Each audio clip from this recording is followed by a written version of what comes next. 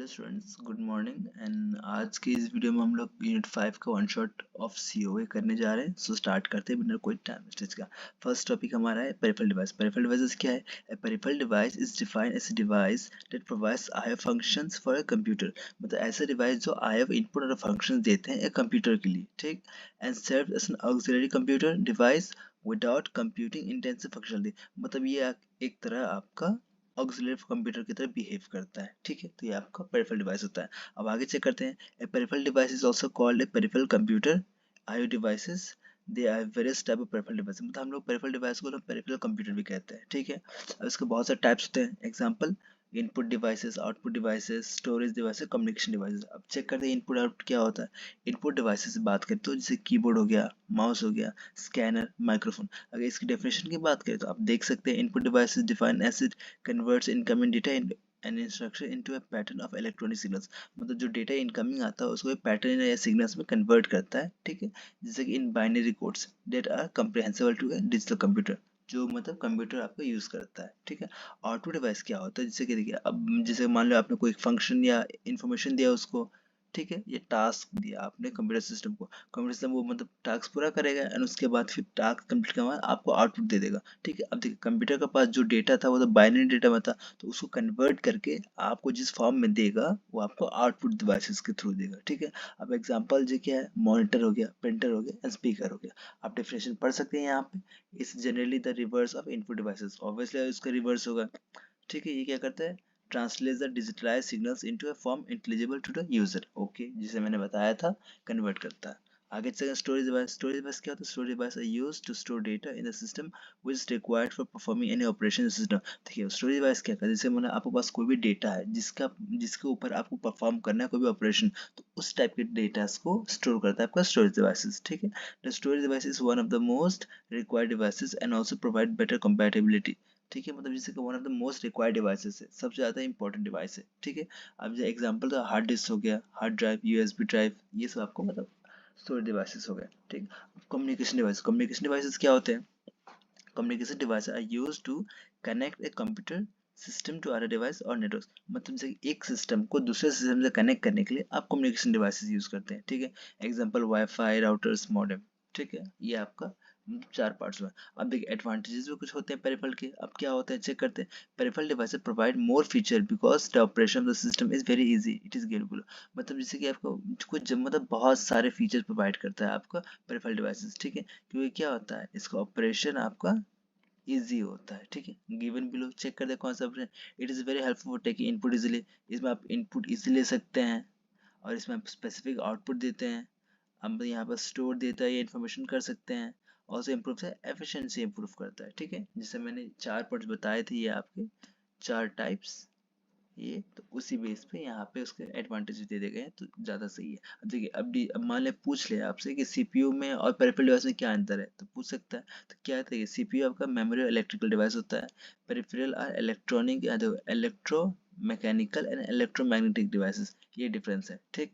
Data transfer rate is fast. इसमें data transfer rate आपका faster होता है, data transfer rate is slow, इसमें स्लो होता है। Use format for words, word format for data. मतलब इसका जो डेटा होता है आपको वर्ड फॉर्मेट में होता है। Data codes format differ from bytes और ब्लॉक्स फॉर्मेट। तो इसमें जो डेटा कोड होता है वो मतलब बाइट्स या ब्लॉक्स के लिए अलग अलग होता है, ठीक है, पेरिफेरल डिवाइसेस में। अब देखिए ये हो गया। अब प्रोग्राम आईओ क्या है? Programmed IO is the simplest IO techniques for transferring data between the processor and the peripheral devices। मतलब क्या कह रहा है, प्रोसेसर और पेरिफेरल डिवाइस उसके दोनों के बीच एक डेटा ट्रांसफर करेंगे, जो मीडियम होता है वो आपका प्रोग्राम आईओ होता है, ठीक है। अब देखिए आईओ इंटरफेस, ये आपको टॉपिक है। अब ये क्या कहता है आईओ इंटरफेस? आईओ इंटरफेस देखिए सीपीयू है, आईओ डिवाइस। अब इन दोनों के बीच में एक डिवाइस आया आपका आईओ इंटरफेस। देखिए आप, अगर मैंने यहाँ पर डेफिनेशन लिखा नहीं है बट आपको डेफिनेशन समझना है तो आप इस तरह समझना। IO interface are devices that are used to connect the CPU and the IO devices because CPU and IO devices cannot communicate directly, ठीक है। जो मैंने यहाँ पे लिखा हुआ है तो बस आपका डेफिनेशन बन गया 2 नंबर का, ठीक है। एंड उसके बाद आप इसका डायग्राम बना देंगे। डायग्राम में क्या है, प्रोसेसर है आपका, डेटा एड्रेस, देखिए data bus, address bus and control bus. मतलब प्रोसेसर आप 3 बस कनेक्ट कर दी। उसके बाद ये इंटरफेस है, इंटरफेस इंटरफेस इंटरफेस। देखिए अब इंटरफेस आपका एक वर्ड बात कहें, इंटरफेस आपको आईओ कमांड्स, उसको आप आईओ कमांड भी कह सकते हैं, ठीक है। अब जैसे कीबोर्ड हो गया, डिस्प्ले हो गया, printer, magnetic disk, magnetic tapes, ये आप सब इंटरफेस से कनेक्टेड है। ठीक है, अब चेक करते हैं। अब हमने पढ़ा इंटरफेस तो पढ़ लिया, आईओ कमांड्स अब पढ़ते हैं। इसको टाइप्स भी होते हैं बहुत सारे। अब वो पढ़ते क्या है, जैसे कि आईओ कमांड्स भी, जैसे कि आपका कंट्रोल कमांड होता है, स्टेटस कमांड, आउटपुट डेटा और आपका इनपुट डेटा। अब देखिए कंट्रोल कमांड क्या करता है, use to activate peripheral and tell what to do, मतलब उसको बताने के लिए पेरिफेरल डिवाइस को क्या करना है, वो कंट्रोल कमांड हो गया।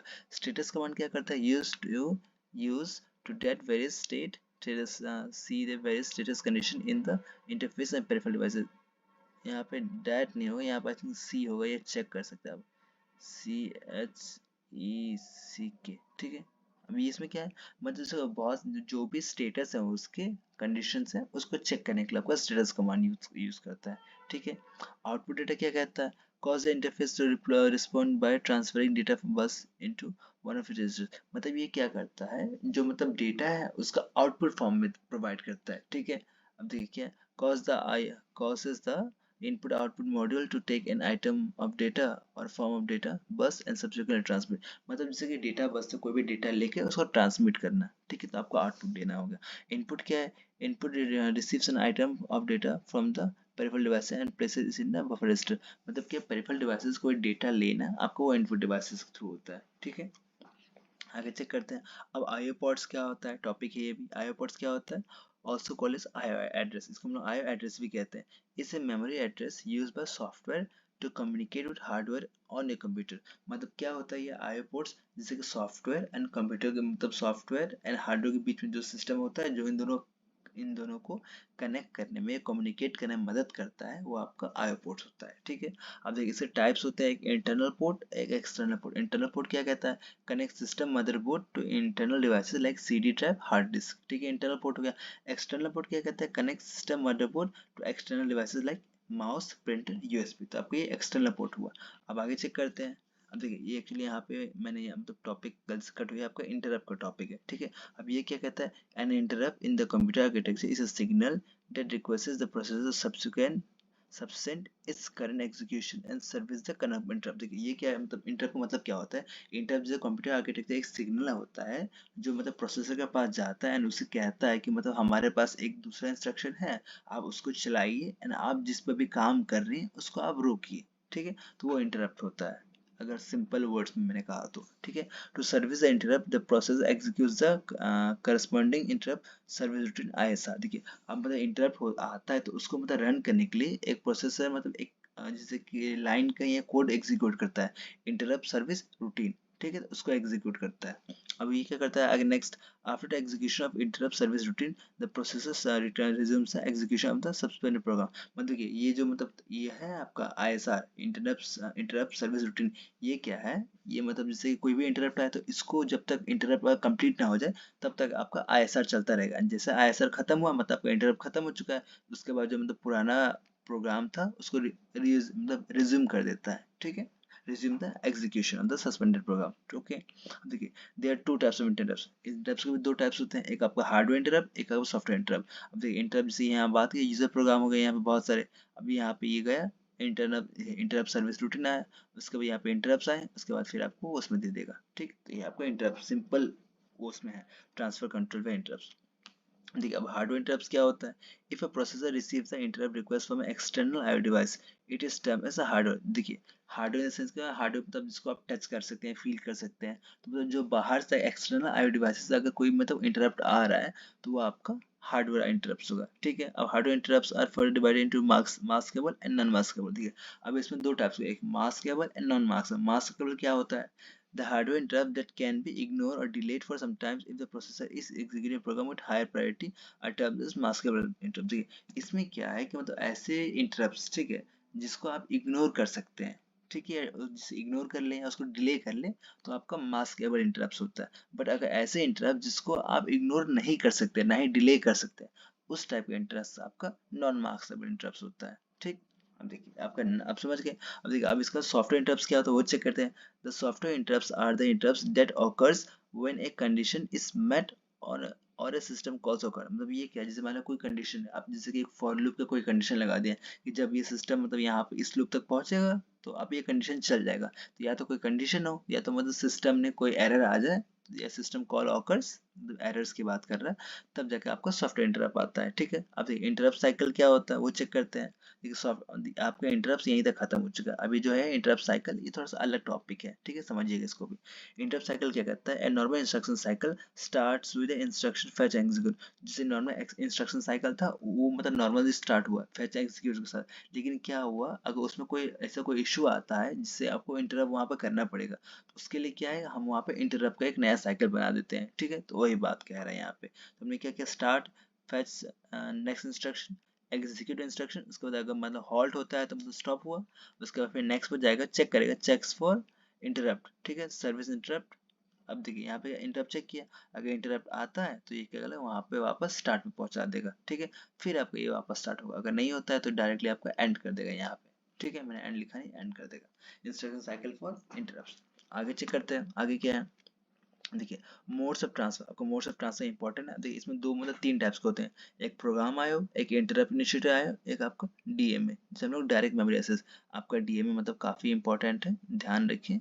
देखिए इन प्रोग्राम आयो एंड इंटरप्ट आयो का डिफरेंस आ सकता है, तो एक बार प्लीज कर लीजिएगा। ठीक है, अब देखिए मोड्स ऑफ ट्रांसफर, एक मेमोरी से डायरेक्टली आयो तक जाता है। ठीक है, मतलब मेमोरी से सीपीयू, सीपीयू से आयो, और एक डायरेक्टली आपका मेमोरी से आया। ठीक है, अब देखिए जो डायरेक्टली मतलब मेमोरी से अगर आयो जा रहा है डीएमए, वो तो आपका डायरेक्ट मेमोरी एक्सेस कर रहा है। लेकिन अगर जो डायरेक्ट ना जाके नॉर्मली लॉन्ग रूट ले रहा है, तो उसको हम लोग प्रोग्राम आयो एंड इंटरप्ट आयो मतलब उसके अंदर आ जाता है। ठीक है, CPU S an intermediate path, मतलब सीपीयू से इंटरमीडिएट, सीपीयू आपको वहाँ पे बीच का बंदा है, एक तरह से कह लीजिए। मेमोरी से बीच सीपीयू के पास आएगा एंड सीपीयू आपका आयो के पास आएगा। ठीक है, अब स्टार्ट करते हैं हमारा प्रोग्राम आयो। प्रोग्राम आयो क्या कहता है, the full name of program IO is program input output, obviously पता है सबको। नेक्स्ट से करते हैं, it is a method of transferring data between processor peripheral device. Okay, it is a input output technique, apart from this they are two input, मतलब इसमें बस यहाँ पे मतलब बेसिक एक्सप्लेनेशन किया। देखिए आप इस तरह से लिख सकते हैं, इससे क्या होगा, आपका जो क्वेश्चन या आंसर है वो थोड़ा लेंदी हो जाता है। इससे क्या है, नंबर्स मिलने के चांसेस थोड़ा एक्स्ट्रा हो जाते हैं, मतलब क्वेश्चन भी लेंदी हो जाएगा ना, आपका कॉन्सेप्ट भी क्लियर हो जाएगा, तो ज़्यादा बेटर है। ठीक है, अब आगे चेक करते हैं। यहाँ से मेन आपका स्टार्ट होता है, programme IO is simplest IO technique for transferring data between a processor and peripheral device, मतलब सबसे सिंपलेस्ट टेक्निक है। ठीक है, ये ध्यान रखिएगा, it is the simplest IO technique. अब आगे चेक करते हैं, in program IO the transferring data takes place between the processor and IO module, ये मतलब कहाँ पे होता है, प्रोसेसर और आयो मॉड्यूल के बीच में होता है। ठीक है, अब in this the processor executes a program which gives it direct control of the IO operation. इसमें क्या होता है, मतलब प्रोसेसर आपका डायरेक्टली एक प्रोग्राम एग्जीक्यूट करता है, उससे क्या होगा, जो कंट्रोल होता है वो डायरेक्टली आयो ऑपरेशन के पास चला जाता है। ठीक, ये भूलिएगा नहीं। अब नेक्स्ट में क्या है, after getting control the processor can sense the, अब देखिए जैसे मतलब उसके पास कंट्रोल आया, प्रोसेसर अब जो है वो मतलब सारे स्टेटस को सेंस कर सकता है, कि मतलब स्टेटस क्या है डिवाइस का, वो अपनी रिपोर्ट सेंड कर सकता है, रिसीव कर सकता है, रीड कर सकता है, राइट कर सकता है, कोई कमांड कर सकता है। ठीक, तो ये सब बातें हुई। अब देखो उसके बाद क्या है, when the processor issues a command to the IO module it has to wait for the completion of the, ये आपका मेन ड्रॉबैक है, ये आपका मेन ड्रॉबैक है। इसमें क्या है, जब प्रोसेसर में कोई कमांड इशू कर दिया तो उसको उस इशू करने के बाद फिर प्रोसेसर को वेट करना पड़ेगा कि जब तक आपको आई ऑपरेशन कंप्लीट ना हो जाए। ठीक है, इसमें क्या प्रोसेसर को वेट करना पड़ा, तो ये आपका ड्रॉबैक है। If the processor is faster than the IO module then the processor time is wasted, मतलब मतलब प्रोसेसर बहुत तेज है एंड आपका आईओ मॉड्यूल मतलब जैसे आईओ ऑपरेशन है या मॉड्यूल है मतलब काफी स्लो है, तो इससे क्या होगा, अभी मान लीजिए 2 मिनट में खत्म कर लिया, इसको लगेगा 10 मिनट खत्म होने में, तो 8 मिनट आपका टाइम वेस्ट गया।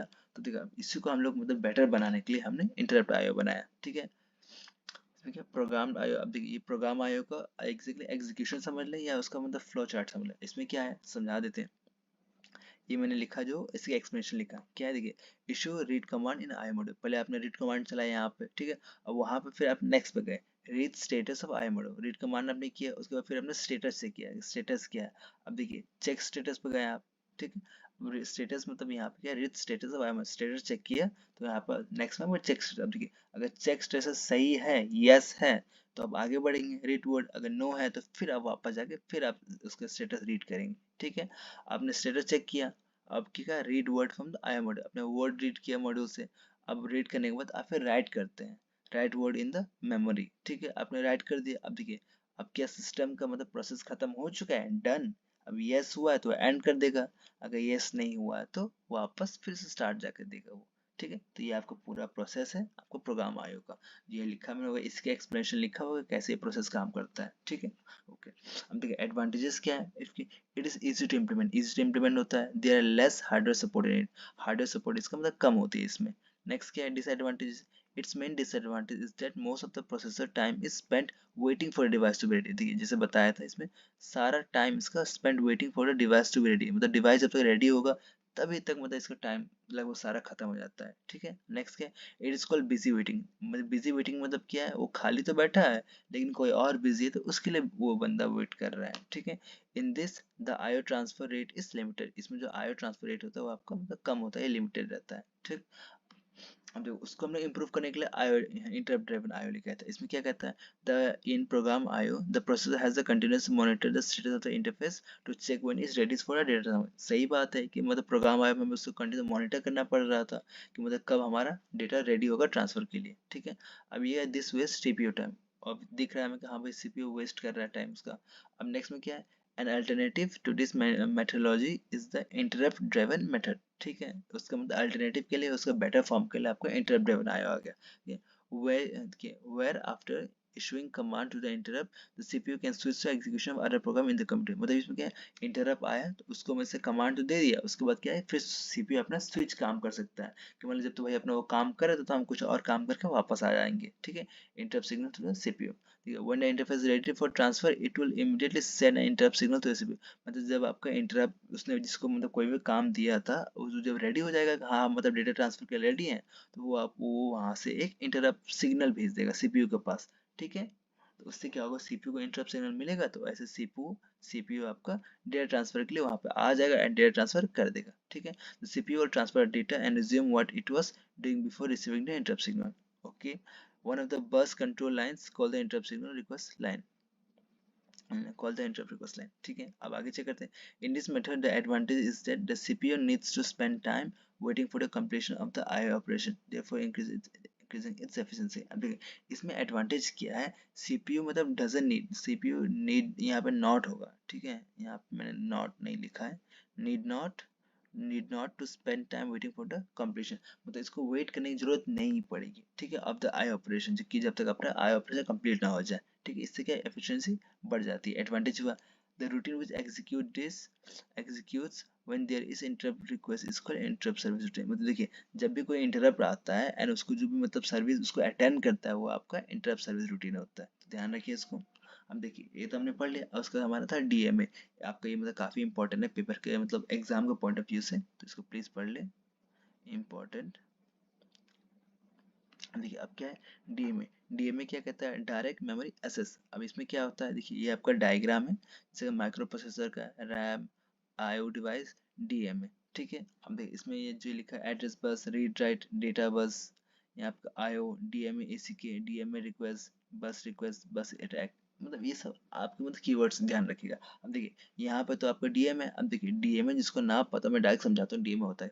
डीएमए तो एक तरह का ऐसे मेमोरी एक्सेस है जैसे कि दो डायरेक्टली मतलब आपका मेमोरी एंड सीपीयू डायरेक्टली बिना सीपीयू के डायरेक्ट आपका मेमोरी आईओ डिवाइस को एक्सेस करता है। ठीक है, जैसे कि मैंने यहाँ पे डायग्राम बनाया हुआ था वन साइड, देखिए जैसे यहाँ पे क्या आपको मेमोरी डायरेक्टली आई डिवाइस के साथ एक्सेस कर पा रहा है तो वो आपका डीएमए के थ्रू होता है। ठीक है, इसमें क्या होता है मतलब जो टाइम कंज्यूम होता है सीपीयू के थ्रू जाने में वो आपका टाइम कंज्यूम नहीं होता है। ठीक है, तो ये आपका डीएमए के लिए फायदे हैं। अब देखिए वर्किंग ऑफ डीएमए आ सकता है, तो वर्किंग ऑफ डीएमए क्या कहता है। Okay, let's see. In the idle cycle of the system, initially, when the system is power on, the processor has control over the system bus and the switch is color red with the exposure। मतलब जैसे power on हुआ उसमें क्या processor मतलब सारा control लेके बैठ जाएगा वहां पे। ठीक है, the processor has control over the system bus and the switch is color red, मतलब सिस्टम बस के पास आपके सारे कंट्रोल्स होंगे। नेक्स्ट में क्या है, this is because if the case communication between main memory and external device are made through the bus processor, so in this case the processor executes the instruction। इसमें ये क्यों होता है कि जो कम्युनिकेशन होता है मेन मेमोरी और एक्सटर्नल डिवाइस के बीच वो मतलब बस प्रोसेसर के थ्रू किया जाता है, इसी वजह से सारा जो मतलब पावर है वो आपका बस के पास आ जाता है। ठीक है, पावर के है कंट्रोल कह सकते हैं। नेक्स्ट क्या है, but once in a while there is a requirement read the data from the, मतलब कभी कभी ऐसा भी होता है मतलब कभी कभी डेटा आपको डिस्क या मतलब मेमोरी से आपको रीड करना पड़ता है। उस समय क्या होता है, चेक करते हैं। Then a micro processor send a instruction to the disk controller regarding the read operation of the particular data. उस समय क्या होता है, जो माइक्रो प्रोग्राम होता है, माइक्रो प्रोसेसर, वो आपका एक इंस्ट्रक्शन भेजता है डिस्क कंट्रोलर को कि आओ भैया, regarding the read operation of the particular data, कि मतलब आप आके यहाँ पे रीड करिए कोई डेटा को, ठीक है। अब आगे नेक्स्ट में क्या, अपन fetching the required data the disk controller, जिसको हम पेरिफेरल डिवाइस कहते हैं, sends a DMA request, that is a DMA request, that is a DMA controller DMA signal. This DMA request signal indicates that the device wants to transfer data directly to the memory without distributing to something. अब यहाँ से मतलब ये मतलब पूरा मतलब थोड़ा सा कंफ्यूजिंग हो सकता है, तो ये मतलब क्या क्या मैं डार्क समझाऊँ। इसमें ये कह रहा है कि मतलब जो डीएमए आता है वो डायरेक्टली मतलब जैसे कि आपका पेरिफेरल डिवाइस आया, वहाँ पेरिफेरल डिवाइस डायरेक्टली आपका डीएमए के थ्रू आपको मेमोरी को डायरेक्टली मतलब देने की कोशिश कर रहा है, ठीक है। जो भी डेटा है, ये कुछ भी है, रिक्वेस्ट है, वो डायरेक्टली मेमोरी को देने की कोशिश कर रहा है। इससे क्या होगा, मतलब प्रोसेसर को, ठीक है, direct to the memory without distributing to the processor, मतलब बिना प्रोसेसर को बताइए, बिना प्रोसेसर डिस्ट्रीब्यूट किए, वो डायरेक्टली मेमोरी के पास लेके जा रहा है, ठीक है। तो ये ध्यान रखिए। नेक्स्ट में क्या कह रहा है, therefore on receiving the D request, hold request that is HRQ signal is sent to the DMA controller to the microprocessor। देखिए जैसे मतलब उसने रिसीव किया, ठीक है, रिसीविंग टाइम मतलब डी रिक्वेस्ट, जिसको सारे मतलब रिक्वेस्ट उसको मिला, मतलब वो सारे रिक्वेस्ट का, जिससे सारे request hold request that is HRQ signal is sent to the DMA controller, मतलब जैसे कि एक HRQ सिग्नल होगा जो DMA के पास चला जाएगा, DMA कंट्रोलर के पास, ठीक है, माइक्रो प्रोसेसर का। आगे चेक करते हैं, the H request signals the DMA controller interest to have across the system buses। Therefore, on receiving मतलब थोड़ा सा क्लियर नहीं तो I'm really sorry। Therefore, on receiving the whole request, the CPU disengages its bus to provide control over the DMA को। देखिए अब जैसे मतलब यहाँ पे क्या कहे, एच मतलब HRQ रिक्वेस्ट सिग्नल मिला DMA कंट्रोलर को, वहाँ पे क्या मतलब जो प्रोसेसर था उसको वो होल्ड रिक्वेस्ट दे देगा, ठीक है।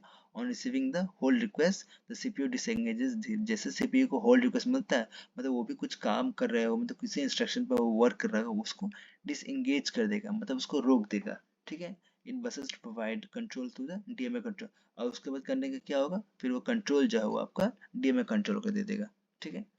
अब नेक्स्ट में क्या, once the processor frees the buses, it sends HMDA signals to the DMA controller। Upon receiving the HMDA signals, controller bus is given to the DMA controller and the switching portion of the next। देखिए इसमें क्या है, जैसे उसने बस को freeze कर दिया, उसके बाद वो HMDA सिग्नल्स को भेजता है DMA कंट्रोलर के पास। देखिए जैसे DMA कंट्रोलर के पास आपका सिग्नल आया, वो क्या करेगा, कंट्रोल बस को मतलब कंट्रोल करेगा एंड क्या करेगा, पोजीशन स्विच कर देगा। पोजीशन जैसे यहाँ पे डेटा की पोजीशन बात करा, जो मेमोरी के पास है वो आपका डिवाइसेस के पास आ जाएगा, ठीक है। Therefore by gaining control of the buses the active cycle of DMA is enable, मतलब जो डीएमए का साइकिल था वो इनेबल हो गया, अब वहां पे आप डेटा ट्रांसफर कर पाए, ठीक है। Thus move just more it's क्या है, thus move it's sense discharge signals DMA sick to the disk control which show that it has now ready for data transfer. मतलब ये क्या करता है, 10 मतलब मूव इट्स सेंड डिस्चार्ज, मतलब वो फिर एक सिग्नल डिस्चार्ज करता है, उस सिग्नल का नाम आपका डीएमएस सेक है, टू डिस्क का नाम, मतलब एक सिग्नल उसने डिस्चार्ज किया कि हाँ भाई हम यहाँ पे आ चुके हैं, which shows that it is now ready for the data transfer, हम यहाँ पे पहुंच चुके हैं, आप डेटा ट्रांसफर बिगिन कर सकते हैं। नेक्स्ट में क्या है लास्ट में, now after acknowledging the disk controller further DMA controller loads the control signal enable bus according to the operation that is to be performed। मतलब क्या होगा, जैसे मतलब सारा डिस्क कंट्रोलर हो जाएगा, मतलब सारा काम हो जाएगा, आफ्टर एक्नॉलेजिंग मतलब सारा वो एक्नॉलेज कर लेगा, काम कर लेगा, उसके बाद क्या, disk controller further DMA controller loads the current signal on bus according to the operation that is to be performed। मतलब जैसे कि वो सारा सिग्नल बस के ऊपर लोड कर देगा, मतलब जो एक्शन परफॉर्म होना है उसके बेस पे, ठीक है। तो ये आपका सारा जो था आपका इसका वर्किंग था, मतलब ये पूरा काम कैसे कर रहा है, ठीक है। आपको समझ में आया हो। नेक्स्ट चेक करते हैं, देखिए अब आईओ चैनल्स और इसके टाइप्स क्या होता है, आईओ चैनल्स क्या होता है पहले वो चेक करते हैं। देखिए सिंपल आईओ चैनल मतलब बात कर, चैनल्स मतलब क्या होता है, जैसे कि इनपुट और आउटपुट के बीच में जैसे कोई भी एक चैनल है मीडियम है जो उन दोनों को ट्रांसफर करने में मदद करता है, आपको वही चैनल होता है, ठीक है। अब इसको थोड़ा डेफिनेशन देख लेते हैं। IO channel is an extension of the DMA concept, DMA concept तो एक्सटेंशन है, क्यों चेक करते हैं। It has ability to execute IO instruction using special purpose processor, मतलब इसके पास क्या एबिलिटी होती है आईओ इंस्ट्रक्शंस को परफॉर्म करने के लिए, ठीक है। Processor on IO channel and complete control over the IO operation, मतलब इसके पास इतना स्पेशल एबिलिटी होता है क्या, using the special purpose processor on IO channel, मतलब आईओ चैनल पे मतलब इसके पास एक प्रोसेसर होता है, स्पेशल प्रोसेसर आईओ चैनल पे यूज करके वो कंप्लीट कंट्रोल ले सकता है आई ऑपरेशंस का। ठीक है, आईओ चैनल की बात कर रहे हैं। ठीक है, अब नेक्स्ट चेक करते हैं। अब इंपॉर्टेंट क्या पॉइंट है यहाँ पे, processor does not execute IO instruction itself. यहाँ पे क्या प्रोसेसर खुद से डायरेक्टली आईओ ऑपरेशन इंस्ट्रक्शन नहीं एग्जीक्यूट करता है। ठीक, processor initiate IO transfer by instructing the IO channel to execute a process program in memory. मतलब प्रोसेसर क्या करता है, आईओ ट्रांसफर को इनिशिएट करता है, कैसे, by instructing the IO channel to execute a program in memory. मतलब क्या कहता है प्रोग्राम, जिससे कि जो आईओ चैनल है उसको कहता है कि आप एक प्रोग्राम एग्जीक्यूट करिए जो कि मेमोरी में है। ठीक है, ये आपका आईओ चैनल की बात कर रहा है। ठीक है, अब नेक्स्ट से करते हैं, there are various types of channel. Channels मतलब बहुत सारे होते हैं। Selected channel, multiplier. देखिए अगर मतलब इसमें कोई डाउट है तो ध्यान से, मतलब कोई इशू नहीं है क्योंकि ये मतलब उतना खास इंपॉर्टेंट टॉपिक नहीं है।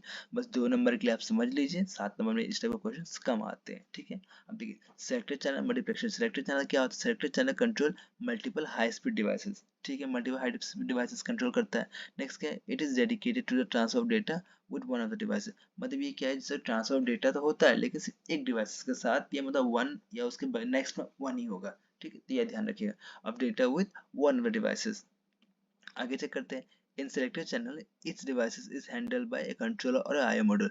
मतलब हर एक डिवाइस के बाद या तो एक कंट्रोलर होगा या तो एक आईओ मॉड्यूल होगा। It controls the IO controller show in the figure. देखिए एग्जांपल चेक करते हैं क्या है डायग्राम का। ठीक है, सेलेक्टेड चैनल हुआ, आईओ कंट्रोल और फिर आपका डिवाइसेस है, डिवाइस आपका आईओ कंट्रोलर के थ्रू कंट्रोल कर रहे हैं। ठीक है, तो वो हुआ आपका। अब देखिए यहाँ पे 2 पॉइंट्स की मतलब 2 लाइन्स की बात, 2 लाइन्स क्या है, एक आपका data to address channel main memory, मतलब पहले आपका मेन मेमोरी है एंड सेकेंड आपका control signal part to CPU. पहले आपका मेन मेमोरी एंड दूसरा आपका कंट्रोल सिग्नल। ये तो आपका सिंगल सेलेक्टेड चैनल हो गया। मल्टीप्लेक्सर चैनल क्या होता है वो चेक करते हैं। Multiplexer channel is a DMA controller that can handle multiple devices at some same time. मतलब इसमें क्या आता है, इसमें तो एक सिंगल डिवाइस चेक कर सकते एक टाइम पे, मतलब डिवाइस तो बहुत सारे थे लेकिन एक टाइम पे एक सिंगल डिवाइस ले सकता था। लेकिन मल्टीप्लेक्सर की क्या बात है, एडीएमए कंट्रोलर, ये भी एक डीएमए कंट्रोलर कौन सा भी बेस होता है, that can handle multiple devices eight the same time. एक ही सेम टाइम मतलब बहुत सारे डिवाइसेस या मल्टीपल डिवाइसेस को ये ऐसे हैंडल कर सकता है। ठीक है, नेक्स्ट से करते हैं, it can do block transfer for several devices at once. मतलब ये देखिए जैसे यहाँ पे मतलब हैंडल कर पा रहा है, ऐसे मतलब ब्लॉक ट्रांसफर बहुत सारे डिवाइसेस के कर सकते हैं एक ही बार में। ठीक है, ये उसका डायग्राम है। आगे बढ़ते हैं, देखिए अब सीरियल कम्युनिकेशन आपका इंपॉर्टेंट है, ये इसमें इंपॉर्टेंट क्यों है चेक करते हैं। सीरियल कम्युनिकेशन होता क्या है, it is a process of subsequently transferring the information bits on the same channel. मतलब ये इंफॉर्मेशन ये कह रहा है जो डेटा है उसको ये ट्रांसफर कर रहा है। ठीक है, एक ही सेम चैनल पे। ठीक है, सिक्वेंशियली मैनर में। ठीक है, ये sequential transferring of the information of the bits on the same channel. ठीक है, सेम चैनल पे सिक्वेंशियल ट्रांसफरिंग कर रहा है। ठीक है, आपका serial communication. Next point check करते हैं, due to this the cost of wire will be reduce but it सोस डाउन द ट्रांसमिशन स्पीड। मतलब इससे क्या होगा, देखिए आप एक ही कर रहा है लेकिन इसमें हो, देखिए due to the cost of wire will be reduce. मतलब इसके अब एक ही चैनल पर हो रहा है तो इससे क्या हुआ, जो वायर का कॉस्ट ऑब्वियसली अगर एक चैनल पर हो रहा है तो वायर का कॉस्ट रिड्यूस हो जाएगा। लेकिन इससे इशू क्या आ सकता है, जो ट्रांसमिशन स्पीड है वो आपका स्लो डाउन हो सकता है। तो ये बात ऑब्वियसली ध्यान रखें। नेक्स्ट में क्या है, here binary pulses are used to show the data. अब देखिए यहाँ पे क्या, बाइनरी पल्सेस आपको डेटा को शो करने के लिए होता है। अब बाइनरी पल्स में आपका 0 1 का होता है, बाइनरी कंटेन द नंबर 0 1। अब देखिए 0 आपका या तो उसको लो कह सकते हैं या तो 0 वोल्ट का कह सकते हैं। 1 आपका या तो हाई होगा या तो 5 वोल्ट का होगा। ठीक, ये आपका सीरियल कम्युनिकेशन। ध्यान दीजिएगा सीरियल कम्युनिकेशन होता है क्या है, सीक्वेंशियल ट्रांसफरिंग होता है सेम चैनल पे। इससे क्या होगा, ट्रांसमिशन स्पीड कम हो जाता है एंड कॉस्ट, मतलब slow down the transmission speed and आपका जो कॉस्ट होता है वो आपका रिड्यूस हो जाता है। ठीक, मतलब ट्रांसमिशन स्पीड भी रिड्यूस होगा, आपका कॉस्ट भी रिड्यूस होगा, ध्यान दीजिएगा। अब इसमें बाइनरी पल्स है, 0 1 आएंगे, 0 आपका लो के लिए, 1 आपका हाई के लिए। ठीक है, अब देखिए इसको 2 टाइप्स होते हैं, एक आपका सिंक्रोनस एंड आपका एसिंक्रोनस। देखिए सिंक्रोनस से मतलब बहुत लोगों को समझ में आ जाता है लेकिन एसिंक्रोनस में कंफ्यूज होता है, क्यों, एसिंक्रोनस में आपको 2 टॉपिक्स और बढ़ जाते हैं। ठीक है, तो मैं समझाने की कोशिश करूंगा, समझते हैं। फॉर एग्जाम्पल सिंक्रोनस, देखिए सिंक्रोनस क्या होता है, देखिए in synchronous transmission data in form of paraframes. इसमें क्या है, देखिए in synchronous transmission data is then inform आगे पीछे कर दी in form of block frames. मतलब इसमें के जो मतलब डेटा है वो आपको ब्लॉक फ्रेम्स में आता है। क्या कैसे लिखा है यहाँ पे, first block, second block, third block, fourth block as receiver. मतलब जो सेंडर और रिसीवर के बीच में जैसे सारे जो डेटा वो ब्लॉक फ्रेम्स में जाएंगे, ठीक है। तो आपको उस टाइप में डेटा जाएगा।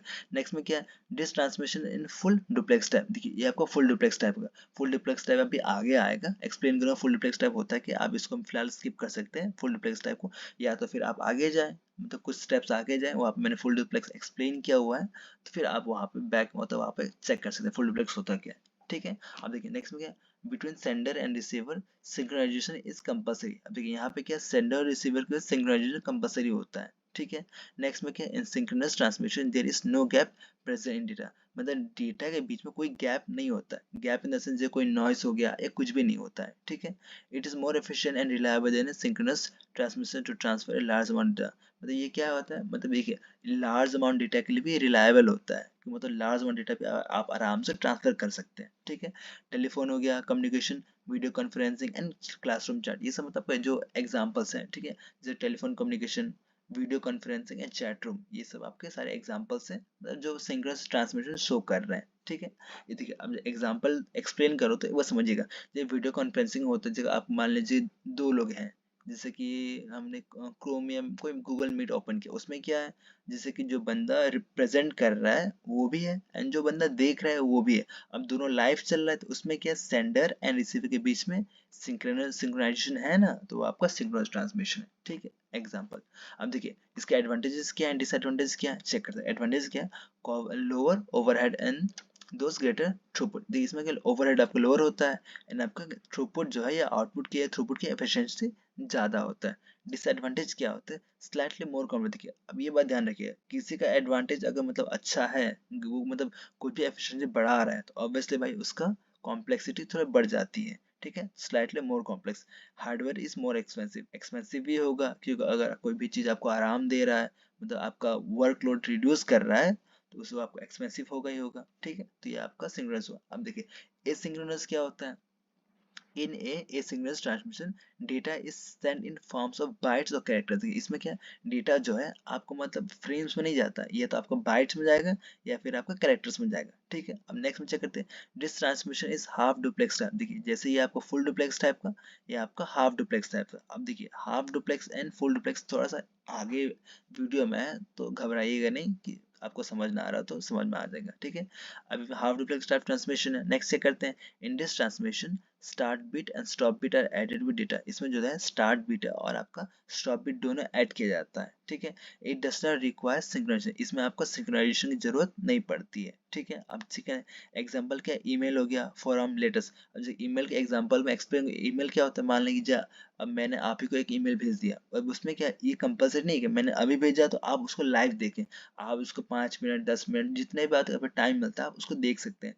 इसलिए क्या आपको यहाँ पे सिंक्रोनाइजेशन की जरूरत नहीं पड़ती है, ठीक है। अब देख एग्जांपल ये हो गया, सेंडर यहाँ पे मतलब क्या है, कैरेक्टर से बिट्स फॉर्म में मतलब बट बट के जा रहा है, ठीक है। तो इसमें क्या है, आपको सिंक्रोनाइजेशन की कोई बात ही नहीं है, ठीक है।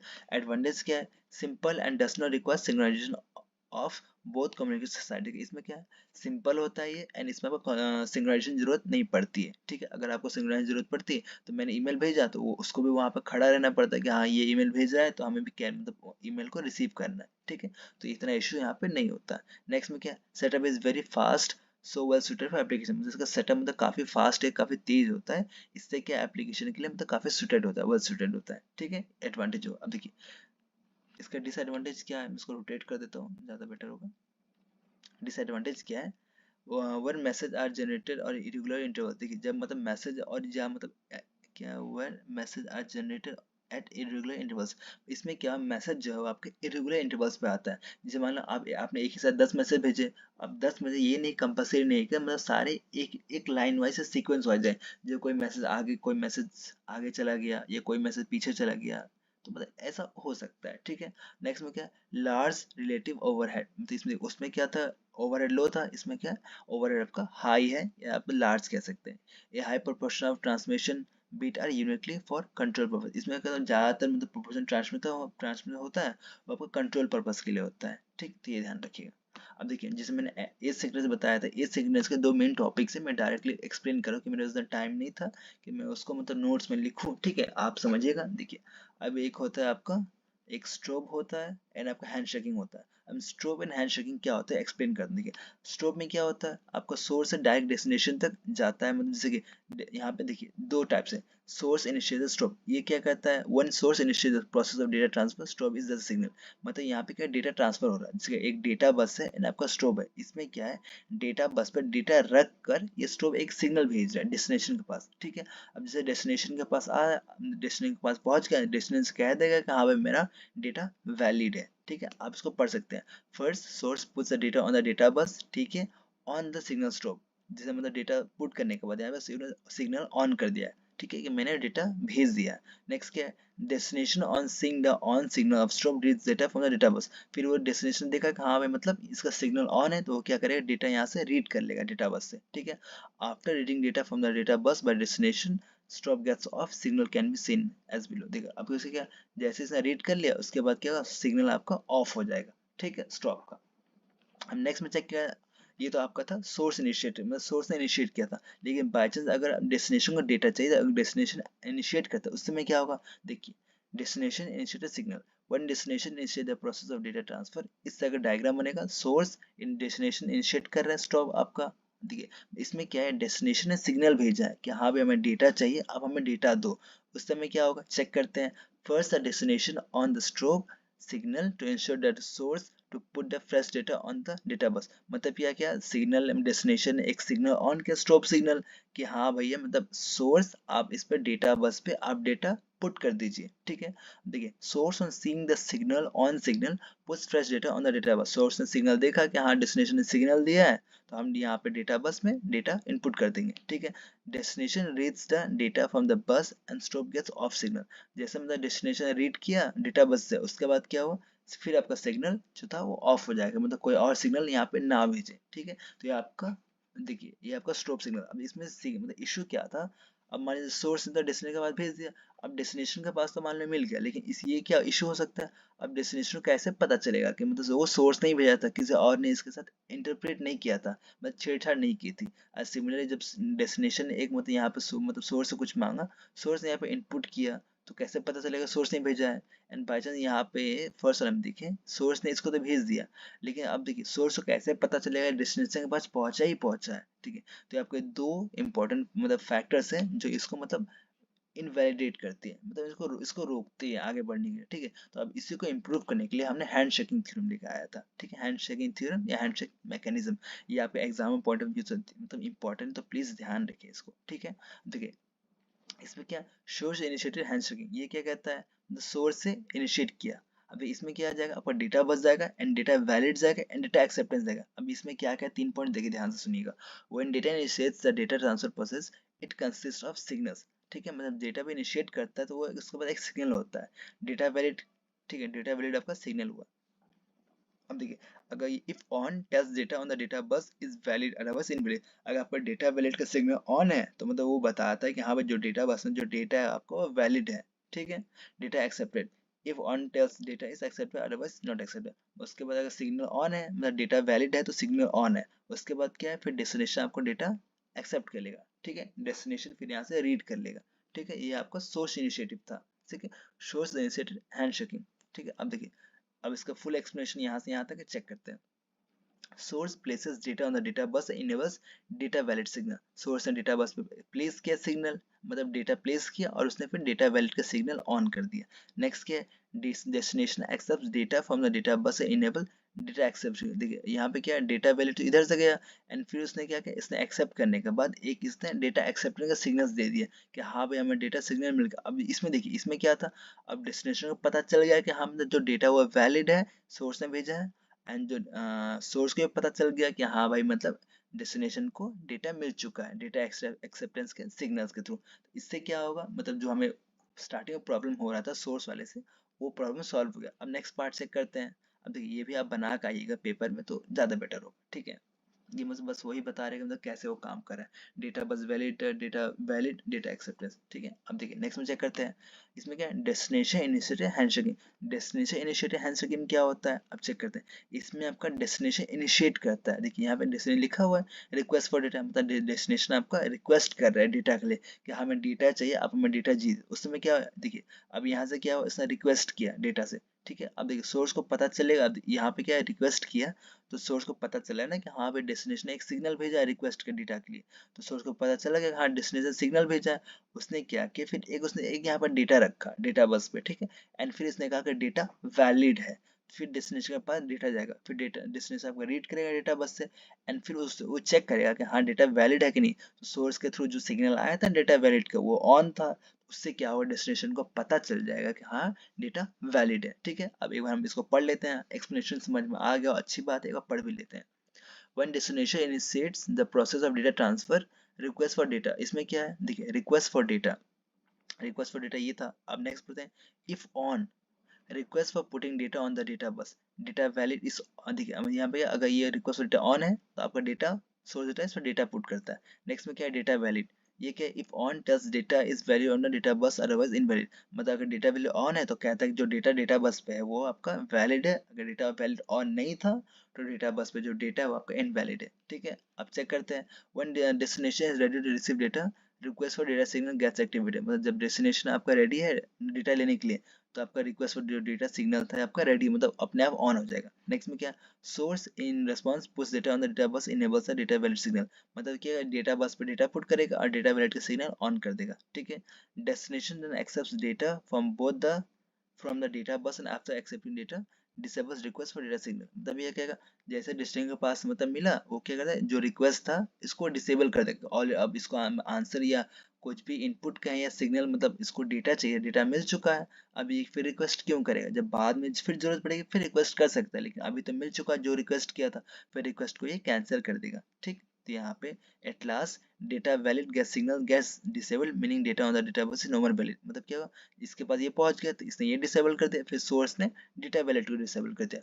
अब उसके बाद बाई चांस बीच में कुछ डेटा बच जाता है, कोई और एक्स्ट्रा बंदा आके यहाँ पर डेटा चुराने की कोशिश करते हुए ऐड करता है तो वो डेटा आपका इनवैलिड हो जाएगा, ठीक है। तो वही आपका था, देखिए इससे आप मतलब यही दो मैकेनिज्म है, स्ट्रोब एंड हैंडशेकिंग थ्योरम, ये आपका इंपॉर्टेंट है एग्जाम पॉइंट ऑफ व्यू, क्योंकि 2 साल से कंटेस्ट आ रहे हैं तो प्लीज इसको पढ़ के जाए एक बार, मैंने अपना बेस्ट ट्राई किया एक्सप्लेन करने के लिए। So thank you class. अब देखिए नेक्स्ट में इसका कुछ फीचर्स पढ़ते हैं कि मतलब क्यों बेटर है। देखिए call back function, call back function क्या कहता है कि मतलब वो जो फंक्शन इसने दिए हैं वो उसको कॉल बैक कर सकता है। ये call back function that is call by the operating system और device driver when a data transfer operating is complete, मतलब जो कोई ऑपरेशन कंप्लीट करता है उसको चेक कर सकता है कॉल बैक करके, ठीक है।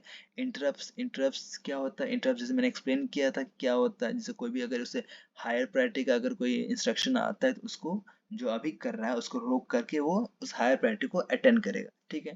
तो ये आपको पूलिंग एंड सेलेक्ट फंक्शन, तो मतलब ये थे। अब इसका एडवांटेजेस मैंने ऑलरेडी बताया होता, फ्लेक्सिबिलिटी हो गया, resource efficiency, reduce latency, better error handling और कंपैटिबिलिटी, ये आपका सारे एसिंक्रोनस पॉइंट्स है। आप इसको एसेस कर सकते हैं, मतलब गीक्स से प्रेजेंट है, ठीक है। अब देखिए आगे एक चेक करते हैं, लास्ट टॉपिक में जो बचा था इसको मैं नोटेट करता हूँ। लास्ट पढ़ने का देखिए, अब आपके कम्युनिकेशन इंटरफेस, ये क्या कम्युनिकेशन इंटरफेस क्या था, देखिए मैंने बताया था सिंपलेक्स हाफ डुप्लेक्स। अब देखिए सिंपलेक्स क्या होता है, मैं डायरेक्ट डायग्राम्स एक्सप्लेन करूँ। सिंपलेक्स क्या होता है, ट्रांसमीटर रिसीवर के पास डायरेक्ट एक ही लाइन होता है, मतलब क्या होता है, ट्रांसमीटर जो आपको सिर्फ ट्रांसमिट कर सकता है, मतलब रिसीवर सिर्फ रिसीव कर पाएगा, ऐसा नहीं है कि रिसीवर वापस कुछ बोल सकता है। जैसे कि एग्जांपल दे, जैसे मैंने आपको बोला तो आपका क्या, आप सिर्फ सुन सकते हैं, ठीक।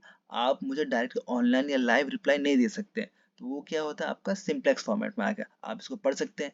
In this mode the communication between sender and receiver occurs in one direction, simple है। वन डायरेक्शन मतलब जैसे कि अगर हम कुछ बोलेंगे तो आप सिर्फ सुनेंगे, ठीक है, आपको बोलना अलाउड नहीं है, ठीक है। वो आपका सिंपलेक्स था। इसका मतलब फुल एक्सप्लेनेशन चेक करते हैं।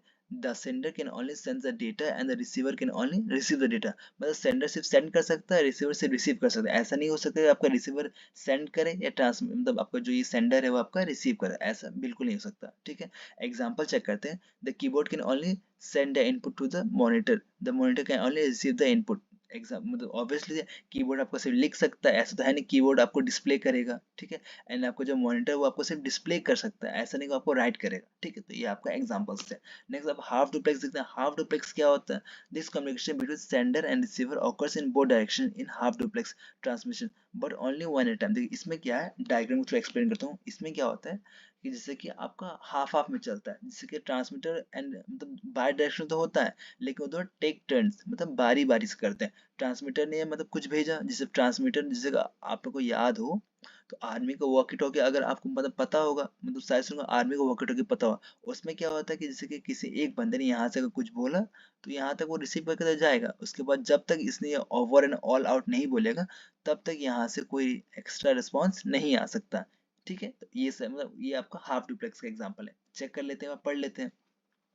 The sender and receiver can both send and receive the information, but only one is allowed to send at any given time। से एक एक बार में सिर्फ एक ही बंदा वो सेंड कर सकता है, रिसीव कर सकता है। ठीक है, एग्जाम्पल क्या है, इन वॉकी टॉकीज जैसे मैंने बताया था, the speaker at both ends can speak but they have to speak one by one. ठीक है, they can not speak simultaneously, दोनों को मतलब बारी बारी से बात नहीं कर सकते एक बार, तो एक एक करके बात करनी होगी। ठीक है, अब देखिए फुल डिप्लेक्स आपको समझ में आएगा। फुल डिप्लेक्स किस बारे में बात करेगा, फुल डिप्लेक्स आपका बाय डायरेक्शन होगा। ठीक है, साइमल्टेनियसली जैसे आप नॉर्मल कॉल पे बात करते हैं मम्मी से या पापा से, तो कोई फ्रेंड से, तो आपका फुल डुप्लेक्स होता है, जैसे कि उधर से भी लाइव चल रहा है इधर से भी लाइव चल रहा है। ठीक है, वो फुल डुप्लेक्स होता है।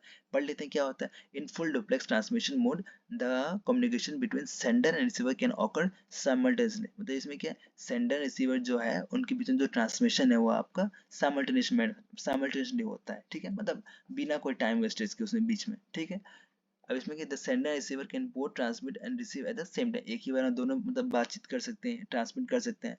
एग्जांपल क्या है, in a telephone conversation two people communicate both are free to speak and listen at the same time. मतलब इसमें क्या कर रहा है, जैसे कम्युनिकेशन हो रहा है टेलीफोन में, उसमें दोनों आपके मतलब फ्री टू स्पीक है। जैसे ऐसा नहीं है कि एक बंदा बात करेगा तो एक बंदा चुप रहेगा, दोनों एक दूसरे से बात कर सके normally. So class, thank you very much, यहीं पे आप मतलब यूनिट समाप्त होती है। So best of luck for your paper. So class, thank you very much. Best of luck. Please like and subscribe to my channel कि आगे और वीडियोस बनाओ तो आपको पता चले। So class, thank you very much. Best of luck.